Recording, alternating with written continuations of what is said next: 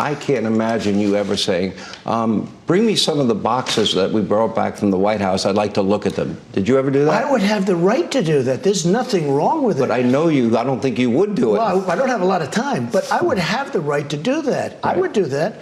There'd be nothing wrong. Let me move on. Remember this. Yeah. This is the Presidential Records Act. I have the right to take stuff. I have the right to take stuff. That was President Trump talking to Fox host Sean Hannity. Mr. Trump addressed the FBI's execution of a search warrant at his mar-a-lago estate last August when agents found troves of documents from the government. Some of those government documents were classified. The material in question was supposed to be turned over to the National Archives when the president left office. As Sean Hannity then tried to pivot the interview away from trouble for Mr. Trump and away from the documents controversy, Donald Trump continued to plow ahead. I have the right to look at stuff, but they have the right to talk and we have the right to talk. This would have all been worked out. All of a sudden they raided Mar-a-Lago, viciously raided Mar-a-Lago. I have tape, and I gave them tapes. You know, I gave them tapes of storage areas. I gave it to them. I could have held that back.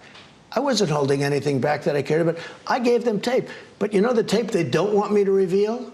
If possible. They've asked me, and I've so far adhered to it. The raid itself. Wait a minute. I'll take that tape, and I'll air that tape. Everybody would take that tape. Well, I'm asking first. But no, I have tape, but they think it might be dangerous because of the faces and everything else, and I understand that. We can pixel them out. But I have tapes of the raid. The president seems to think that because he is protecting the identity and public safety of federal agents involved in the raid, he, Mr. Trump, is a good guy who should be respected in the documents case, not condemned. But this interview is going to hurt the president's legal standing, and here's why. In order for the special counsel or any federal prosecutor to prove that somebody has committed a crime, say mishandling of classified documents, the prosecutor must prove intent.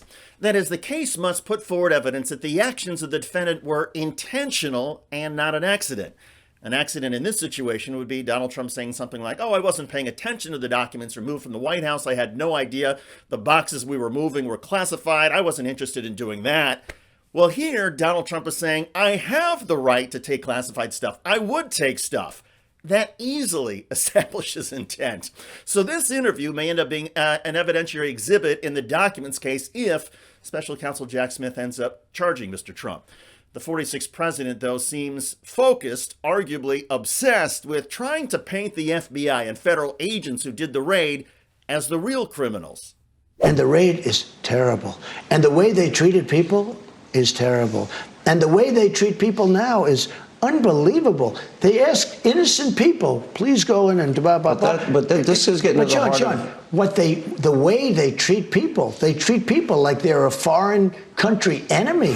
A foreign country enemy. Well, the fact is that in the United States justice system, a lot of innocent people are often subpoenaed to testify at a grand jury or a court case trial. These people are also known as witnesses.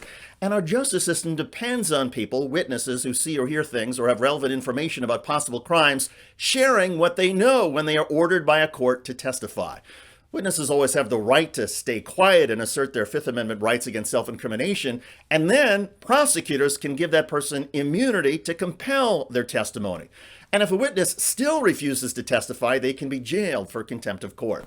That's how our system operates, and it has operated this way in several of the Trump investigations.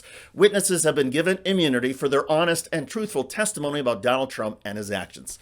Now, it's understandable that Donald Trump feels everything has been unfair. He is facing potential charges in 3 separate investigations, and the pressure on Trump and his lawyers is enormous.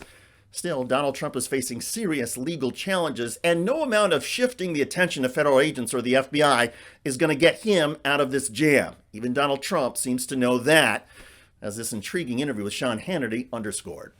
By the way, one of Donald Trump's top MAGA supporters in Congress represents the district of a recent Tennessee mass shooting, and now that congressman, Andy Ogles, well, the Republican is in trouble over a family Christmas card promoting assault weapons. Check out that video at the link below. I'm David Shuster. Thanks for joining us.